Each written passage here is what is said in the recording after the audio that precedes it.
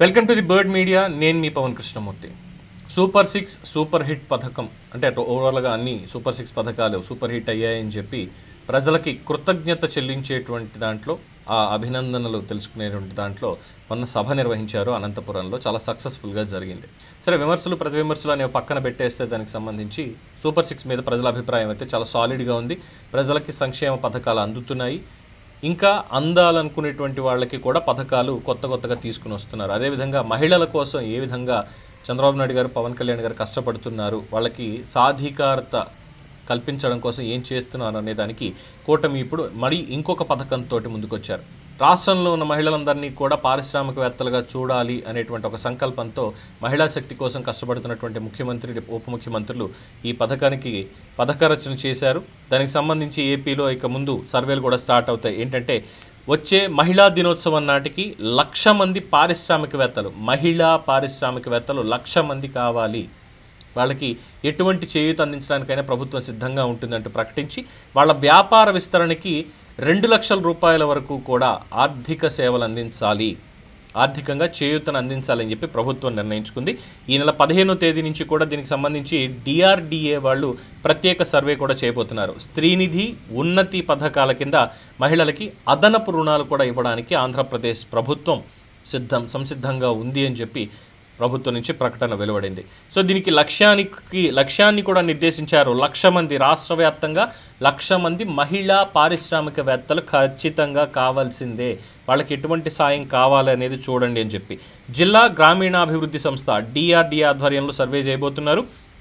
అధికారులు నేరుగా మహిళల వద్దకు వెళ్ళి వాళ్ళు నిర్వహిస్తున్న పరిశ్రమలతో వివరాలు సేకరించి వాళ్ళు ఎలాంటి వ్యాపారం చేస్తున్నారు, ఎంత ఆదాయం పొందుతున్నారు, ఎంతమందికి ఉపాధి కల్పిస్తున్నారు అనే కీలక సమాచారాన్ని నమోదు చేసుకుని ఈ సమాచారం ఆధారంగా యూనిట్లని జీవనోపాధుల, ఎంటర్ప్రైజెస్ మొత్తం 3 విభాగాలుగా వర్గీకరించి వాటికి అభివృద్ధికి అవసరమైన ప్రణాళికలు రచిస్తారు. దీంట్లో భాగంగా కనిష్టంగా బ్యాంకుల ద్వారా 10,000 రూపాయల నుంచి గరిష్టంగా 2 లక్షల వరకు రుణం మంజూరు చేయబోతున్నట్టుగా అధికారులు వెల్లడించారు. అంతేకాకుండా స్త్రీనిధి పథకం ద్వారా 1,00,000 వరకు, ఎస్సీ ఎస్టీ ఉన్నతి పథకం ద్వారా 2 లక్షల నుంచి అవసరాన్ని బట్టి 10 లక్షల రూపాయల వరకు కూడా రుణాలు అందించే ఏర్పాట్లు చేస్తున్నారు. అయితే యూనిట్ విస్తరణ కనుక వీళ్ళు రుణాలు పొందాలి అనుకుంటే ఆ వ్యాపారం ద్వారా కనీసం మరొకరికి ఉపాధి కల్పించాలి.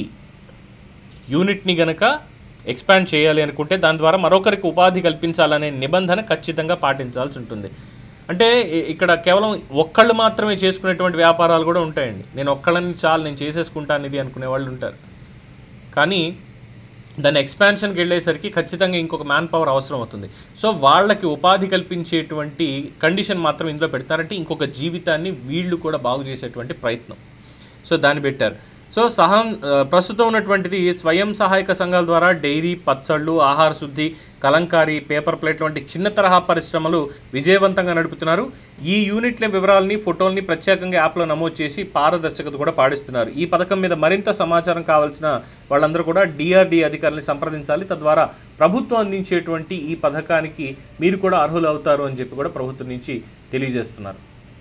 సో మహిళల్ని సాధికారికంగా నిలబెట్టాలి, వాళ్ళ కాళ్ళ మీద వాళ్ళు నిలబడాలి, వాళ్ళు ఎవరి దయాదాక్షిణ్యాల మీద వాళ్ళు ఆధారపడకూడదు, వాళ్ళ కుటుంబాన్ని పూర్తిగా వాళ్ళే నడిపించాలి అనేటువంటి సంకల్పం, వాళ్ళకు ఒక ఆర్థిక భరోసా ఇచ్చేటువంటిది, వాళ్ళలో ఒక ఆత్మవిశ్వాసాన్ని నింపేటువంటి కార్యక్రమాల్ని కూటమి ప్రభుత్వం, ముఖ్యమంత్రి చంద్రబాబు నాయుడు గారు, డిప్యూటీ సీఎం పవన్ కళ్యాణ్ గారు, వారి మంత్రివర్గం మొత్తం అందరూ కూడా చేస్తున్నారు. దాంట్లో భాగంగా దాదాపు మినిమం 10,000 నుంచి 10 లక్షల రూపాయల వరకు కూడా రుణాలు ఇచ్చేటువంటి కార్యక్రమానికి శ్రీకారం చుట్టారు.